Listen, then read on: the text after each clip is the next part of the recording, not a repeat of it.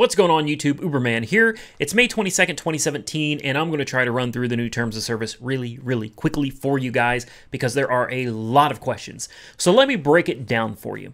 Uber's new terms of service basically says that you have to agree to them, number one, all right, or you cannot drive. Now, if you agree to them, what it means is Uber is guaranteeing you a set rate per minute, per mile, blah, blah, blah, blah, blah.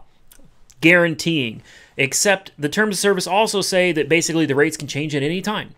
And if they feel that there is any fraudulent rides going on, or if they feel like you took a longer route than necessary, hey, they can just arbitrarily adjust them however they see fit. So they're really not guaranteeing you anything. They're simply giving you some guidelines that they might be willing to pay you by.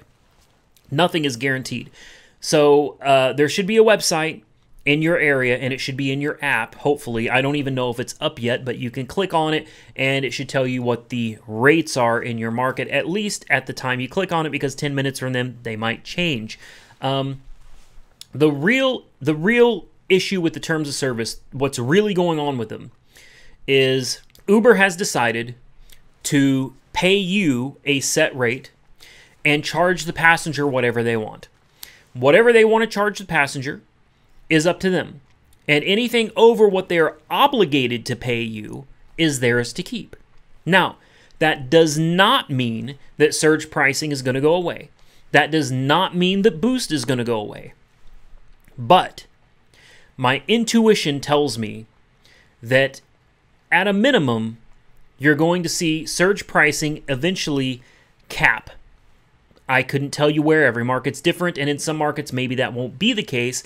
But I really think you're going to see surge pricing really cap below what you're used to seeing at some point in the future, maybe not immediately. Boost may, in many cases, replace surge. Instead of surge pricing at any given time, you may end up with just boost. It's hard to say how they're going to play this. There's so many different ways they could do it. But I would say probably in the future, look for surge and or boost going way down. Because anything over what they can get you to drive for, you know, let's say an area is really busy and they need drivers. Instead of paying 8 times surge in some markets, perhaps they can get enough drivers at 4 times surge and they could keep the difference. And the reason is you agreed that what they offer to pay you is what you get. And anything over that is theirs. It's theirs to keep. Now, here's another thing that a lot of people may not even know about. Uber started testing this program, August of 2016? A subscription-based service. And I think this is something else you're going to start seeing a lot more of.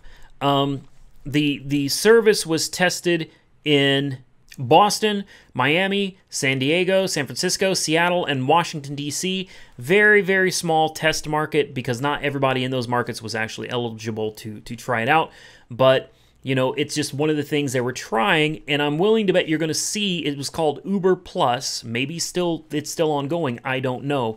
But just to give you an example, these are not actual figures. Just an example for you is users who were able to use this Plus service would pay a monthly fee in exchange for a package. You could do 20 or 40 trips at a reduced flat rate. You'll hear a lot more about that in a minute.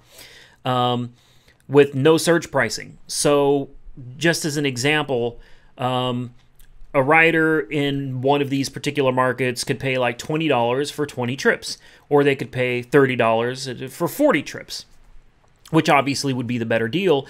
And then they would pay $2 for each Uber pool trip and $7 for each Uber X that they take. On top of that, the Uber Plus flat rate pricing was only available for Uber pool rides up to $20 and Uber X rides up to $25. So what that means is that the rider would pay the difference on any flat rate ride that exceeds those thresholds. So aside from this Uber Plus, which I just call subscriptions, an Uber subscription-based service, which I really think you're probably going to start seeing more of, maybe this year, maybe next, but I think you'll probably start seeing it later on in this year, 2017, is upfront pricing. I think you're going to see a lot of that, and I think that's where drivers are really going to be upset because Uber is going to be able to look at a passenger and say, you know, we're going to charge you $30 for this ride, and the driver may get paid $12 for it. And by agreeing to the new terms, sorry, I'm a little ill. By agreeing to the new terms of service, what you are saying, and you have to if you want to drive, but by agreeing, what you're saying is that you understand what upfront pricing is, that Uber is going to charge whatever they want to the passenger, and they're only going to give you a set amount of money that you agreed to by clicking on the terms of service. And you also understand that Uber can adjust these rates at any given time. Now, they can adjust them up or they could adjust them down as well if they feel you took too long of a trip. So for those of you that have been commenting and saying, hey, it's fine, I'll just take a longer route and then I'll make up the difference. Well, get ready, guys, because Uber's already aware of it. And if they feel that you took a longer route than necessary, you're going to get your fares adjusted down. You do that too many times, you're going to find yourself booted from the platform. So I feel that it is in everybody's best interest to really sit here and think about whether ride sharing in 2017 is still worth it, considering the new terms of service, which the reality of it is the new terms of service pretty much say Uber is going to pay you whatever they want, and you're going to accept it, and you're not entitled to anything over what they pay you, period. So I think it's time for each driver to really sit down and think about this and understand that Uber has actually put it clear as day, black and white, in your face, that they're going to do whatever they want, and you are going to accept it. 56 cents a mile, guys, in many markets. Many markets are sitting at 56 cents a mile before expenses, before gasoline, which is a driver's biggest expense. It's becoming very difficult to actually make a profit doing this today. Something to think about, guys. I hope that clarifies the biggest points that I could find in Uber's new terms of service for you, and I hope you take the time to actually read them before you accept them. Until next time, like, comment, subscribe, and stay safe out there.